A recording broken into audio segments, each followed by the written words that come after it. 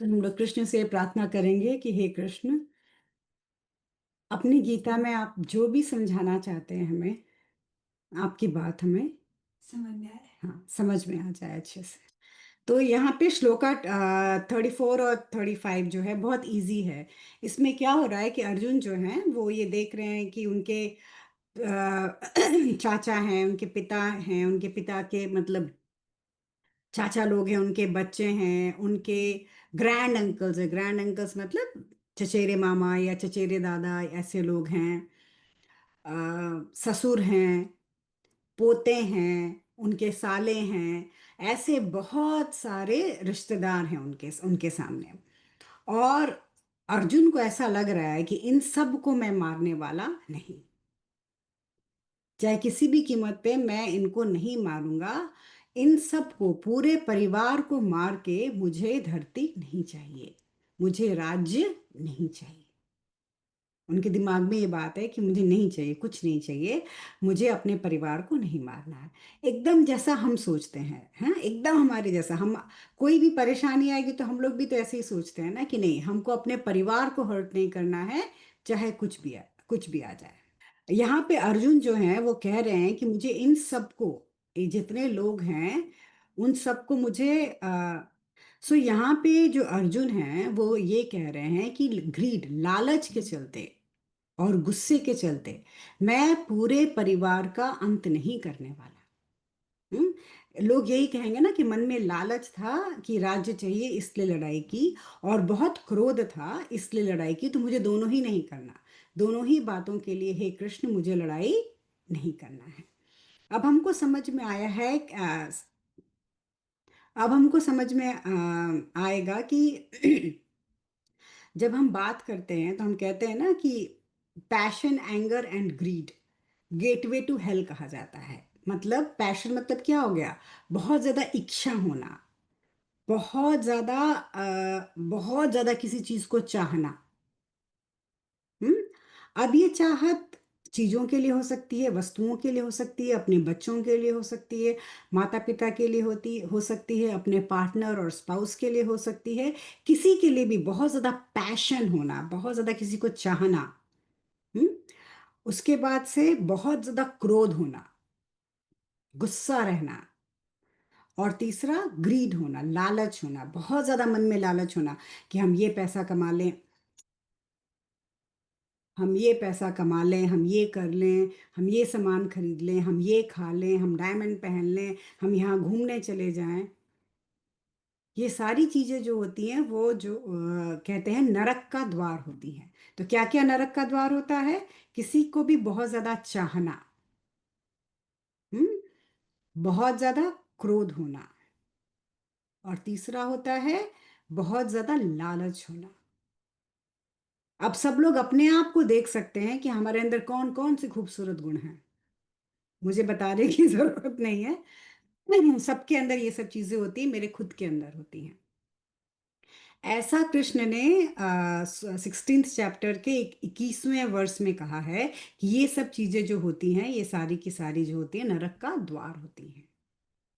हाँ, तो अर्जुन अभी अपने आप को उस मोड में लेके आया है कि मुझे एंगर है, गुस्सा है, लालच है और पैशन है राज्य का, इसीलिए क्या मुझे लड़ाई करनी है? तो नहीं, मुझे ये सब काम नहीं करना है। पैशन जो होता है वो हमेशा अटैचमेंट से आता है। इसको ध्यान से सुनना, इवन आप लोग चाहो तो लिख भी सकते हो। पैशन हमेशा अटैचमेंट से आता है। अटैचमेंट कैसे होता है? मेरा बच्चा, हमको उससे बहुत अटैचमेंट है। मेरा पति, मेरी पत्नी, मेरे माता पिता, मेरा डायमंड, मेरा खाना, मेरा घर। ये सब क्या हो गया? अटैचमेंट हो गया, बंधन हो गया। अटैचमेंट मतलब क्या हो गया? बंधन है ये सब। जब ये बंधन होते हैं, इन बंधनों से पैशन आता है। पैशन मतलब कि एकदम जुनून। अब इसको बहुत कॉमन लैंग्वेज में हम कैसे देखेंगे? एक टीनेजर लड़के लड़कियों का प्यार होता है तो कैसा होता है? पहले उनको उनसे अटैचमेंट हो जाता है, फिर जुनून चढ़ जाता है, किसी को कुछ नहीं समझते, उनको सिर्फ वही दिखाई देता है, वो अपना पार्टनर ही दिखाई देता है, राइट? जब पैशन, जब जुनून चढ़ता है तो हमको दो रास्ते वहां पे दिखाई देते हैं। एक रास्ता होता है कि हमको जो चाहिए वो हमको मिल जाए। हम्म। हमको जो भी चाहिए हमको मिल जाए। दूसरा होता है कि किसी तरह हम ऐसे हो जाएं कि हमको हमारी जो इच्छा है इस चीज को पाने की, ये इच्छा ही खत्म हो जाए। दो रास्ता होता है हमेशा ना, हमें कुछ चाहिए, अब हमें अभी इसी वक्त हमको एप्पल खाना है, तो एक होगा कि नहीं, चाहे कुछ भी हो जाए, दुनिया इधर से उधर हो जाए, मुझे अभी एप्पल खाना ही खाना है। एक होता है अच्छा इच्छा आई है एप्पल खाने की, कोई बात नहीं, हम अभी नहीं खाएंगे, कभी मिलेगा तो खा लेंगे, हम ये भी नहीं कह रहे कि हमें नहीं चाहिए, कभी और मिलेगा तो खा लेंगे। कभी कभी क्या होता है कि नहीं, अभी बाजार जाओ, अभी लेके आओ मुझको, अभी खाना है। तो दो रास्ते हो गए यहाँ से, एक इच्छा, बहुत प्रबल इच्छा हो गई, उसको पूरा करने की चाह। दूसरा क्या हो गया, इच्छा को ध्यान नहीं देना, बहुत ज्यादा इच्छा पे ध्यान नहीं देना, मन कर रहा है तो कर रहा है, उससे क्या हो गया। मन तो करता ही रहता है कुछ ना कुछ, तो उस पर बहुत ध्यान नहीं देना। अब हम आएंगे कि जहाँ पे हमको ये है कि नहीं, हमको अभी खाना ही खाना है, हमको अभी चाहिए ही चाहिए, ये हमको इसके बिना हम जी नहीं सकते। तो क्या होता है कि जब हमें ऐसी इच्छा होती है तो हम चीजों को इकट्ठा करना शुरू कर देते हैं। अभी हमको एक सेब खाने का मन था, हाँ, अब हम जब बाजार जाएंगे तो एक सेब तो लेके नहीं आएंगे, हम 1 किलो सेब लेके आएंगे। तो हमने क्या किया, हमारी इच्छा इतनी प्रबल थी कि हमने चीजों को एक्यूमुलेट करना शुरू कर दिया, हमने चीजों को इकट्ठा करना शुरू कर दिया। हाँ, जब हम चीज़ों को बहुत इकट्ठा करते हैं, बहुत सामान हमारे पास होता है, तो हमको बहुत अच्छा लगता है कि हमारे पास संपत्ति बढ़ रही है। कैसा लगता है हमको, संपत्ति बढ़ रही है, हमारे पास बहुत चीज़ें आ रही हैं। ये जब हम चीज़ों को इकट्ठा करने की टेंडेंसी हमारे अंदर हो जाती है, तब वो क्या हो जाता है, वो ग्रीड होता है, वो लालच होता है। हम्म। अभी हमने सिर्फ 1 किलो सेब लेके रखा है, अब हम कहीं भी बाहर निकलेंगे, कहीं भी हमको सेब मिलेगा तो हम वापस खरीदने जाएंगे उसको। हम्म। हमारा दिमाग सिर्फ उसी पे रहेगा, फिर हम सेब का पेड़ खरीद लेंगे, फिर हम उसका बगीचा खरीद लेंगे, फिर हम चाहेंगे कि वर्ल्ड के जितने भी द बेस्ट सेब हैं वो सारे के सारे मेरे मेरे अंडर में होने चाहिए। हम्म। एक छोटी सी इच्छा थी, उस इच्छा को पूरा करते करते करते करते हम क्या हो गए, हम लालची हो गए। हम्म। अगर हमने शुरुआत में ही उस इच्छा पे बहुत ध्यान नहीं दिया होता तो क्या होता, वो इच्छा धीरे धीरे खत्म हो जाती। लेकिन हमने अपनी इच्छा को बहुत ज्यादा महत्व दिया, जिससे क्या हो गया, हमारे अंदर लालच बन गया। अब क्या होता है कि अपनी इच्छाओं को पूरी करने के लिए, अपनी लालच को पूरी करने के लिए हम खुद को भी तकलीफ देते हैं और पूरी दुनिया को तकलीफ देते हैं। हम्म। हमारे हमें कुछ खाना है, हमें जैसे एप्पल खाने का ही हमको मन है, तो या तो हमने खुद को तकलीफ दिया कि उसी वक्त उठ के गए खरीदा खाया, नहीं तो हम किसी दूसरे को तकलीफ देंगे कि नहीं तुम जाओ लेके आओ। हम्म। जब हम पे उसका जुनून चढ़ गया कि हमको और चाहिए और चाहिए, जब लालच हो गया बहुत ज्यादा, तब हमने क्या किया, हाँ, सबको प्रेशराइज करके, सब पे कमांड करके, हमने जहां भी हमको सेब दिख रहा था हमने खरीद लिया। फिर उसके बगीचे खरीदने लगे हम। उस खरीदने के प्रोसेस में हमने खुद को भी दुख दिया और दूसरों को भी दुख दिया। तो जब हमारे अंदर चीजों को एक्यूमुलेट, इकट्ठा करने की प्रवृत्ति हो जाती है, तो हमको समझ लेना चाहिए कि हमारे अंदर लालच पनप रहा है, हम लालची होते जा रहे हैं। जब हम लालची होंगे तो वो लालच हमें भी कष्ट देगा और सामने वाले लोगों को भी साथ में उतना ही कष्ट देगा। ठीक है। और ये लालच क्या करेगा, ये लालच कर्मा भी तो चढ़ाएगा हमारे ऊपर। ये उसके बाद से क्या होता है कि जब हमको उस लालच में आनंद आने लगता है कि नहीं, मैं ही सबसे ज्यादा अमीर हूं, सारे एप्पल्स मेरे पास है, सारे सेब मेरे पास है संसार के, तो क्या होगा, हमको उसमें इंजॉयमेंट आने लगता है। हाँ, हमारा ईगो और बड़ा हो जाता है, हम और खुश होने लगते हैं कि नहीं, सब कुछ तो मेरे पास है, मैं ही सबसे ज्यादा पावरफुल हूं यहाँ पे। तो एक के बाद एक गलत चीजों के उसमें हम जाते रहते हैं। अब क्या होता है कि अगर किसी कारणवश कोई ऐसी घटना हुई और हमारे सारे एप्पल हमसे अलग हो गए, या हमारे एप्पल सड़ गए, राइट? या हमने जितने पैसे में एप्पल का बाग खरीदा था उसके दाम घट गया, तो क्या हो जाएगा? तब एंगर आएगा, तो बहुत तेज क्रोध आएगा। तो क्रोध क्रोध की शुरुआत कहाँ से होती है, उसको ध्यान से देखने की जरूरत है। हम सब में क्रोध है, हम सब में बहुत ज्यादा गुस्सा है। हाँ, क्रोध की शुरुआत कहाँ से होती है? क्रोध की शुरुआत इच्छा से हुई। हम्म, हमने अपनी इच्छा को पूरा करने के लिए बहुत ज्यादा मेहनत की कि हमें अपनी इच्छा पूरी करनी है। हमने अपनी इच्छा को पूरी करने के लिए खुद को भी कष्ट दिया और दूसरों को भी कष्ट दिया, क्योंकि हमारे जीवन में हमारी इच्छा से बड़ा हम कुछ भी नहीं था। हम्म, फिर इच्छा के चलते हम लालची हो गए। हमने सब चाहा कि सब कुछ हमारे पास हो। अगर किसी कारणवश जो भी हमने इकट्ठा किया है, वो चीज खत्म हो जाए या खराब हो जाए या उसको कुछ हो जाए, तो हमको क्या होगा? बहुत ज्यादा हमको क्रोध आएगा।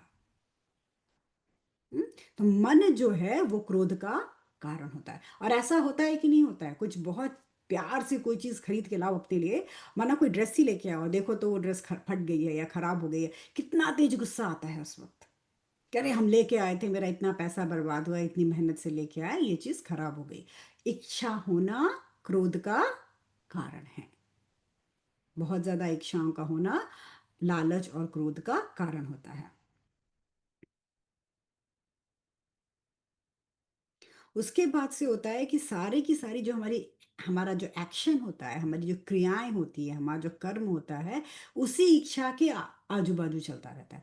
पहले हमने खरीदा, फिर हमने उसको बचाया, फिर वो सड़ गया तो हमको क्रोध आया, फिर हमने उसको बेचा, तो हमारा जीवन क्या हो गया? हमारी इच्छा को फुलफिल करने में ही हमारा पूरा की पूरा जीवन निकल गया। तो अर्जुन इसीलिए कह रहे हैं यहाँ पे कि जो इच्छाएं हैं, क्रोध हैं और लालच जो हैं, वो सब नरक का द्वार है। नर्क कहीं और थोड़ी ना है, नर्क यहीं पे है, इसी इसी दुनिया में नर्क होता है। ऐसा कुछ नहीं है कि नर्क कहीं बाहर जाके हमको कहीं मिल रहा है। नर्क जो है वो इसी दुनिया में होता है। यही नर्क है। लालच, बहुत ज्यादा इच्छा, लालच और उस लालच से क्रोध। हमारा पूरा जीवन इसी में निकल जाता है कि हम कैसे अपने आप को फुलफिल करें, कैसे अपने आप को हम अच्छा करें। इसीलिए अर्जुन जो हैं वो मतलब थोड़ा सा वो अपने आप को हिचक रहे हैं, बोल रहे हैं कि नहीं, मुझे किसी को नहीं मारना, मुझे ये इच्छा नहीं करनी, फिर मुझे लालच हो जाएगा और फिर मुझे क्रोध आएगा और मैं नरक में चला जाऊंगा। तो यहाँ पे वापस अब हम अर्जुन को पढ़ते हैं कि अर्जुन का क्या चल रहा है। तो अर्जुन जो है इस वक्त इस श्लोक में अपने आप को एक कॉमन इंसान मान रहे हैं। जैसे एक साधारण आदमी होता है, वो अपने आप को साधारण समझ रहे हैं कि नहीं नहीं नहीं, गुरुओं ने कहा है कि ये नरक का द्वार है, तो मुझे इस रास्ते पे नहीं जाना। क्योंकि उनको ये है कि मैं अपने परिवार को नहीं मानूंगा। पर अर्जुन कौन है यहाँ पे? अर्जुन एक राजपुरुष है। हम्म, वो एक राजा हैं, एक राजकुमार हैं। उनका यहाँ काम क्या है? अपनी प्रजा की रक्षा करना, अपनी प्रजा के लिए खड़े होना, जो अधर्म है उसको खत्म करना। पर अर्जुन यहाँ कहाँ फंसे हुए हैं? सिर्फ अपने ऊपर फंसे हुए हैं कि मुझे गुस्सा, लालच और क्रोध नहीं आना चाहिए। उनको बिगर पिक्चर नहीं दिख रही कि मेरे शस्त्र उठाने से अधर्म का नाश होगा। हम्म? तो हमें अपने ऊपर तो ध्यान देना चाहिए कि ये सब चीजें हमारे अंदर नहीं आए।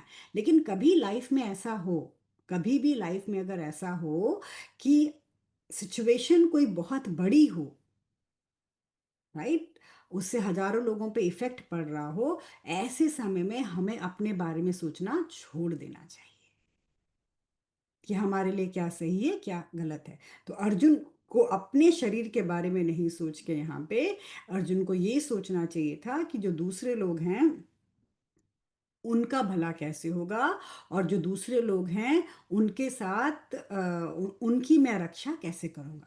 क्योंकि यहाँ पे क्या है, अर्जुन के पर्सनल व्यक्तित्व से बहुत ज्यादा ऊपर क्या है? उनका कर्तव्य। हम्म, इसीलिए कहते हैं ना कि कर्तव्य ऊपर होता है। तो अर्जुन के मन में कुछ भी चल रहा हो, उनको देख के डर लग रहा हो, लालच हो, क्रोध हो, कुछ भी हो, लेकिन उनका कर्तव्य क्या है? इन सब चीजों से परे है। तो यहाँ पे अर्जुन क्या कह रहे हैं? अपने कर्तव्य से डर रहे हैं। और ऐसा हम सबके साथ होता है। अपने लालच के लिए, अपने बंधनों के लिए, अपने लिए हम अपने कर्तव्य से पीछे हट जाते हैं। जो सही है हम वो नहीं करते। हमें हमेशा क्या करना चाहिए? अपना दिमाग स्थिर रख के जो सही है वो करना चाहिए। बहुत ज्यादा जब हमें सही कर्म करने की बात हो, उस वक्त हमें शास्त्र नहीं पढ़ने चाहिए बैठ के कि शास्त्र में क्या लिखा है। उस वक्त हमें सिचुएशन देखनी चाहिए कि सिचुएशन का डिमांड क्या है यहाँ पे। अगर शस्त्र उठाना ही इस वक्त का काम है तो मुझे शस्त्र उठाना पड़ेगा। तो अर्जुन यहाँ पे ये चीज मिस कर रहे हैं। अर्जुन कैसे हैं यहाँ पे? जैसे हम सब हैं। हम लोग भी तो ऐसे ही है ना। मैं मुझे ये चाहिए, मुझे वो चाहिए, हम मैं को ही ज्यादा महत्व देते हैं ना। उसके ऊपर हम बैठ के कभी दूसरों के बारे में सोचते भी नहीं कि दूसरों को क्या चाहिए। ज्यादातर अपने बारे में ही सोचते रहते हैं। तो उससे हमको बाहर निकलना पड़ेगा, दूसरों के बारे में हमको सोचना पड़ेगा। दूसरों के बारे में सोचने का अर्थ मैं कहीं से भी ये नहीं किसी को कह रही हूं कि आप बैठ के मैनिफेस्ट करना शुरू कर दो कि मुझे 100 लोगों को खाना खिलाना है, मेरी इच्छा है कि मैं 100 लोगों को खाना खिलाऊं, इसके लिए मैं 100 लोग, भूखे 100 लोग पैदा हो जाएंगे। आपकी कोई भी ऐसी इच्छा नहीं होनी चाहिए कि मुझे किसी की सेवा करनी है, मुझे किसी के लिए कुछ करना है। हमें पानी की तरह बहना है। जहां जरूरत पड़ेगी हमारा पानी लोगों के जीवन को दान दे देगा। क्या जब नदी बहती है तो प्लान करके बहती है क्या कि मैं हजारों लोगों की प्यास बुझाऊंगी, लाखों लोगों की प्यास बुझाऊंगी? नदी जस्ट बहती है। लोग खुद से खुद उससे पानी लेते हैं। जिनके मन में ये चलता है कि हमें कुछ अच्छा करना है, हमें सेवा करनी है, हमें सर्विस करना है, उन लोगों के लिए ऐसा कोई भी भाव मन में लाने का जरूरत नहीं है। आप बस अपना काम करिए।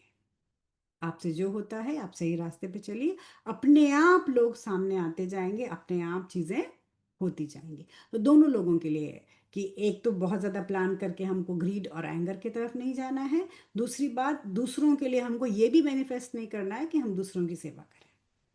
हम्म? कभी भी सबके एजिंग पेरेंट्स हैं, किसी के मन में भी ये भाव नहीं आना चाहिए कि मैं अपने माँ बाप की सेवा करूंगा। ईश्वर ना करे किसी के भी माँ बाप को सेवा की जरूरत पड़े। हम्म? सारे लोग स्वस्थ रहें, सबके मन बुद्धि और शरीर स्वस्थ रहें, हमें किसी की भी सेवा करने की जरूरत कभी ना पड़े। हमारा टेक ये होना चाहिए। हम्म? तो हमें इस तरीके से देखना चाहिए कि हमें कुछ भी इच्छा बहुत ज्यादा नहीं करनी है। नहीं तो ईश्वर हमारी इच्छा को पूरा करने के लिए दूसरों के जीवन में दुख दे देता है। हम सब पूजा करते हैं ना। हम सब करते हैं पूजा। पूजा जब हम करते हैं तो थोड़े समय के लिए ऐसा होता है कि हम बहुत ही पावरफुल स्टेज में रहते हैं। हम्म। उसके बाद से हम जो जो सोचते रहते हैं वो सब होने लगता है। अच्छी चीजें कभी जल्दी नहीं होती हैं, बुरी चीजें बहुत जल्दी होती हैं। तो हमने कुछ ऐसा सोचा, हमारी किसी भी एक सोच के चलते किसी को भी थोड़ी सी तकलीफ हो गई तो वो कर्म हमारे ऊपर आ जाएगा, नोइंगली अननोइंगली। ठीक है। तो इस बात को ध्यान में रखें। जैसे मुझे कोई इच्छा नहीं है मेरे माँ बाप की सेवा करने की। वो अपना काम खुद करें, वो स्वस्थ रहें, उनका मन बुद्धि शरीर चलता रहे, उनके पास इनफ पैसा रुपया रहे, वो समर्थ रहे। हम्म। यही बात मैं सबको समझाने की भी कोशिश करती हूँ कि सबको अपना दिमाग ऐसा रखना है कि नहीं, मुझे किसी के लिए कुछ नहीं करना, मुझे किसी के लिए कुछ करना है, ऐसा सोच कर अपने ऊपर कर्मा नहीं लाना है। इसका अर्थ ये नहीं है कि उन्हें कोई परेशानी होगी तो हम छोड़ देंगे। पर हम अपनी तरफ से उनके लिए परेशानी मैनिफेस्ट नहीं करेंगे। ठीक है। तो इच्छाओं पे, सोच पे पूरा कंट्रोल होना चाहिए। फालतू की चीजें हमको नहीं सोचनी है। जो सामने आएगा, जैसे आएगा हम वैसे वैसे करते जाएंगे, जीवन हमारा चलता जाएगा। तो ये था हमारा श्लोक 34 और 35। सो ये वाला जो 36 श्लोक है, इसमें कृष्ण जो है वो कह रहे हैं, अर्जुन जो है वो कृष्ण से कह रहे हैं, हे जनार्दन। जनार्दन जो है वो कृष्ण का एक नाम है। जिसका मतलब ये होता है कि जो जन को, जो लोग हैं उनका भला करने वाले। तो ऐसे प्रभु, ऐसे कृष्ण जो सब पे दया करते हैं, सबके जीवन को ऊपर की तरफ ले जाते हैं, सबके जीवन का उद्धार करते हैं, उनको प्रॉस्पेरिटी देते हैं, उनको धन देते हैं, और लोगों के पूजा से प्रसन्न होते हैं। तो हे ऐसे कृष्ण, क्या अच्छा होगा मुझे धृतराष्ट्र के बेटों को मारकर। धृतराष्ट्र के बेटे कौरव थे। तो अब कृष्ण कह रहे हैं, अर्जुन कह रहे हैं कृष्ण से कि हे जनार्दन, मुझे क्या मिलेगा इनको मार के। इनको मारने से हमारे ऊपर पाप चढ़ेगा। राइट, यहाँ पे उनकी बुद्धि ये कह रही है कि इनको मारने से हमें क्या मिलने वाला है। इनको मारने से तो हमारे ऊपर जस्ट पाप चढ़ेगा। हमको यही लगता है ना कि हम किसी को मारेंगे तो हमको पाप चढ़ेगा। हाँ, लेकिन अगर हम ऐसे सोचें तो जो आर्मी है और जो पुलिस है जो अपना काम करती है, उनको तो बड़े पापी होंगे वो लोग। पर ऐसा तो होता नहीं है। अभी हमने देखा, रिसेंट वॉर में किसी भी एक फौजी की डेथ हुई है तो कितना सम्मान दिया गया उसको। सारा सारा संसार सर झुका के खड़ा था उनके आगे। तो ऐसा कुछ नहीं है। पर अभी अर्जुन कहाँ है? अभी अभी तक अर्जुन अभी तक हमारे जैसे हैं, या हमसे भी नीचे लेवल पे हैं। अभी अभी भी वो कह रहे हैं कि नहीं नहीं, मैं उनको मारूंगा धृतराष्ट्र के पुत्रों को तो मुझको पाप चढ़ेगा। तो उनको बहुत ज्यादा ये लग रहा है कि अगर मैं उनको मार दूंगा तो उनको मारने की जो मेमोरी है, हम्म वो मेमोरी मुझे हमेशा तकलीफ देती रहेगी। मुझे हमेशा ध्यान में आता रहेगा कि मैंने इतने सारे लोगों को मार दिया। और पूरे इस संसार में लोग हंसेंगे, क्योंकि अर्जुन क्या है, बहुत सांसारिक प्राणी हैं। बहुत सांसारिक लोग क्या होते हैं, सिर्फ संसार का सोचते रहते हैं कि लोग हमारे पे हंसेंगे। तो अर्जुन को कहीं दिमाग में ये भी है कि नहीं, ये सारे के सारे हमको, हम पे हंसेंगे कि हमने आ, धृतराष्ट्र के पुत्रों को मार दिया। तो मुझे क्यों मारना है, क्यों उनको मार के मुझे पाप अपने सर लेना है। लेकिन अर्जुन को देखो, अर्जुन कितने भुलक्कड़ हैं यहाँ पे। अर्जुन भूल गए कि धृतराष्ट्र के पुत्रों ने उनके साथ क्या क्या किया था, कौरवों ने उनके साथ क्या क्या किया था। क्या क्या किया था कौरवों ने, सबको याद है ना। आग लगाई थी वो खांडव प्रस्थ में, आग लगाई थी कि जल के मर जाओ। अर्जुन भूल गए। हम्म भीम को पॉइजन दिया था। हाँ, अर्जुन भूल गए। हम्म कितने लोगों को मार डाला था, और पांडवों को मारने की बार बार कोशिश की थी, अर्जुन वो भी भूल गए। पूरा की पूरी जो संपत्ति थी वो कौरवों ने, धृतराष्ट्र ने उसको अपने कब्जे में कर लिया, अर्जुन वो भी भूल गए हैं। जब राज्य को बांटने की बात आई, तब भी धृतराष्ट्र और कौरव कुछ भी देने को तैयार नहीं थे, राज का बंटवारा करने को तैयार नहीं थे। अर्जुन यो भी भूल गए हैं। दुर्योधन ने और दुशासन ने द्रौपदी का इतना बड़ा अपमान किया, अर्जुन उस अपमान को भी भूल गए हैं। है ना, तो कितनी सारी कमियां हमको अर्जुन में दिख रही हैं यहाँ पे। कोई इंसान क्या ऐसा हो सकता है जो इतना सारा अपमान इतने आसानी से भूल जाए? और अपमान तो छोड़ दो, अपनी पत्नी का अपमान भूल गया, जिस द्रौपदी के चलते पूरी महाभारत हो गई। आज तक हम लोग द्रौपदी का दर्द जो है वो महसूस करते हैं। जब भी द्रौपदी का चीरहरण की बात आती है, सबके रोए खड़े हो जाते हैं कि ईश्वर ना करे किसी और के साथ कभी ऐसा हो। वो अर्जुन, हम्म, अपने पाप पुण्य और स्वर्ग और नरक के चक्कर में, देखा कितना कमजोर व्यक्तित्व है अर्जुन का यहाँ पे। क्या ये सब चीजें भूलने वाली हैं? इनमें से कुछ भूलने वाला नहीं है, लेकिन सब कुछ भूल गए। कैसे उनको नृत्य क्रीड़ा में उल्लू बनाया गया, कैसे विदुर ने उनके साथ गेम खेला, कैसे उनको बाहर लेके गए, वो सब कुछ भूल गए, उनको कुछ भी याद नहीं है। कैसे जयद्रथ ने कोशिश की थी द्रौपदी को किडनैप करने की, उनको ये भी याद नहीं है। आज जब सामने सब खड़े हैं तो अर्जुन बैठ के रो रहे हैं कि मुझे लड़ाई नहीं करनी, मुझे लड़ाई नहीं करनी। क्या अर्जुन के रूप में हमें आजकल हम लोग नहीं दिखाई देते? कितनी बार हम अपने कर्म से भागते हैं कि हमें कर्म नहीं करना, हमें कर्म नहीं करना। वैसे ही अर्जुन है। अब हमको ये देखना है कि अर्जुन ऐसा आखिर ऐसा सोच क्यों रहे हैं। अर्जुन की निगाह में जो ये शरीर है वो मांस से बना हुआ है, मांसपेशियों से बना हुआ शरीर है। हाँ, अर्जुन अपने आप को भी एक शरीर समझ रहे हैं, और सारे कौरवों को और चारों तरफ जितने लोग हैं उनको भी शरीर समझ रहे हैं। एक शरीर के लिए दूसरे शरीर को मारना बहुत मुश्किल होता है, और एक शरीर के लिए अपने डीएनए के, अपने कुल के दूसरे शरीर को मारना बहुत कठिन होता है।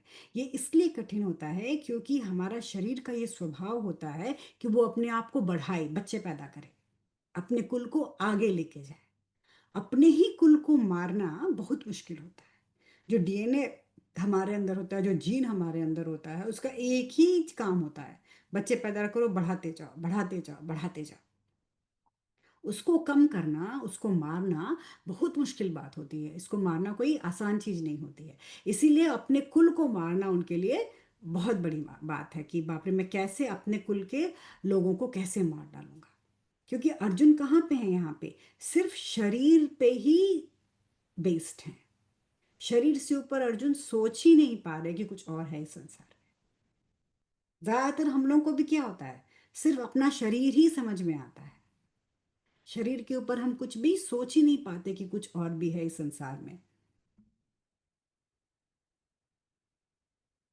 अब अर्जुन को यहाँ पे, अर्जुन भी जानते हैं कि अगर दुर्योधन राजा बनेगा तो क्या होगा। दुर्योधन राजा बनेगा तो अधर्म का विस्तार होगा। हम्म?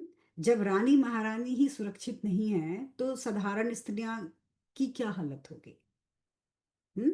जब राज्य के बड़े बड़े निर्णय जो हैं वो जुआ खेल के, दुष्ट क्रीड़ा क्रीड़ा से हो रहे हैं, तो अगर दुर्योधन राजा बन जाएगा तो पूरा की पूरे उनकी प्रजा क्या करेगी, अधर्म करेगी, स्त्रियों का सम्मान नहीं करेगी और बैठ के जुआ खेलेगी। किसी को कोई काम नहीं करना होगा। ये सब चीजें अर्जुन को दिखाई दे रही हैं। हाँ, लेकिन अर्जुन इसके बाद भी अपनी व्यक्तिगत पाप के बारे में सोच रहे हैं। वो व्यक्ति से बड़े हो ही नहीं पाते अभी। उनको सिर्फ अपनी पड़ी है कि नहीं नहीं, मुझे लोग बुरा ना कहें बस, मुझे पाप नहीं चाहिए बस। उनको जरा भी दूसरों के बारे में समझ में नहीं आ रहा कि दूसरा जो है, उनके लिए मुझे ये स्टेप लेना है तो मैं उसके लिए कुछ अच्छा काम करूं दूसरों के लिए। ये क्या होता है, शरीर के बारे में जो सोचते हैं बहुत ज्यादा, वो एनिमल्स होते हैं, जानवर होते हैं। जैसे मेरे घर में दो बिल्लियां हैं, उनको बाथरूम जाना, खाना और सोना, तीन काम के सिवा कोई काम ही नहीं है उनका। या उनको खूब प्यार करते रहो, उनको छूते रहो, उनको सहलाते रहो। हम्म? तो क्या है, एनिमलिस्टिक बिहेवियर होता है, जिसमें हम सिर्फ अपने शरीर के बारे में सोचते हैं, हमको शरीर के ऊपर कुछ नजर ही नहीं आता है। हम्म?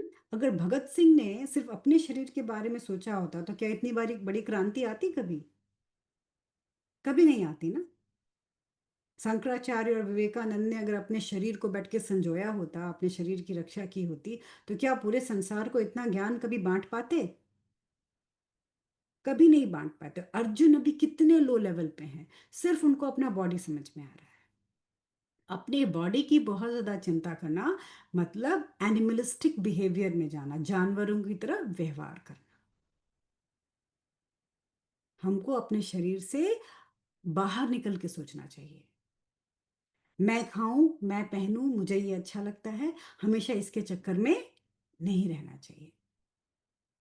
अपने शरीर से थोड़ा सा अपने आप को डिस्टेंस करना चाहिए, अपने शरीर से अलग होके देखना चाहिए। कभी ऐसी भी चीज खा के देखो जो कभी पसंद नहीं हो, कभी वो भी रंग पहन के देखो जो रंग अच्छा नहीं लगता है।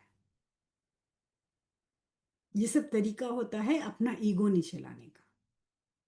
अगर मैं है, तो हम एक ही तरह से अपना जीवन करते रहते हैं, और अर्जुन की तरह बन जाएंगे एकदम, सिर्फ अपने बारे में सोचेंगे। हमें अपने बारे में नहीं सोच के चारों तरफ की सारी चीजों के बारे में ध्यान देना चाहिए, सोचना चाहिए कि हमारे किसी भी कर्तव्य से क्या दूसरों का भला हो रहा है कि नहीं हो रहा है। अगर शस्त्र उठाना जरूरी है, चिल्लाना जरूरी है, लड़ाई करना जरूरी है, तो हमें समय आने पे वो भी करना चाहिए। राइट। तो अर्जुन अभी तक बहुत ज्यादा अपने शरीर के लेवल पे काम कर रहे हैं, उनको कुछ समझ में ही नहीं आ रहा है। अब उसके बाद से श्लोका जो है 37, ये भी एकदम छोटा सा है, अभी भी अर्जुन रो ही रहे हैं। इसमें अर्जुन कह रहे हैं कि ओ माधवा, सुलेखा 37 में, कि हे माधव, धृतराष्ट्र के बेटों को मारकर और अपने परिवार के जनों को मारकर कैसे मुझे खुशी मिल सकती है। अभी भी वो उसी पॉइंट पे अड़े हुए हैं। उनको एक भी गलती धृतराष्ट्र के बच्चों की दिखाई नहीं दे रही है। उनको बस ये दिखाई दे रहा है कि मैं कैसे अपने परिवार के लोगों को मार दूं, मैं कैसे अपने परिवार के लोगों के हत्या कर दूं, वो उसी में है। और उनकी हत्या करने से क्या मुझे किसी तरह की खुशी मिलेगी? अभी भी अर्जुन कहाँ है? पहले पाप पुण्य में लगे हुए थे, और अभी अर्जुन खुशी में। किसको खुशी चाहिए यहाँ पे? उनके मन को खुशी चाहिए। तो क्या मेरा मन खुश हो पाएगा अगर मैं अपने परिवार के लोगों को मारूंगा? तो फिर से कृष्णा से ऐसे ही सवाल कर रहे हैं। यहाँ पे हमको ये देखना है कि कृष्णा का पेशेंस देखो। कृष्ण जैसा गुरु हो जीवन में तो फिर चाहिए ही क्या? कृष्ण बैठ के सुन रहे हैं, बस सुनते जा रहे हैं। ठीक है, रो रो रो, कितना रो सकते हो तुम, रो जितना बोल सकते हो बोलो, मैं बैठ के सुन रहा हूँ। तो वो कृष्ण हमें जीवन में चाहिए। कोई ऐसा गुरु, कोई ऐसा हमें साथी चाहिए, कोई ऐसा दोस्त चाहिए जो कृष्ण जैसा हो, जो हमारी बातें सुन ले और हमें सही रास्ते पे ले आए।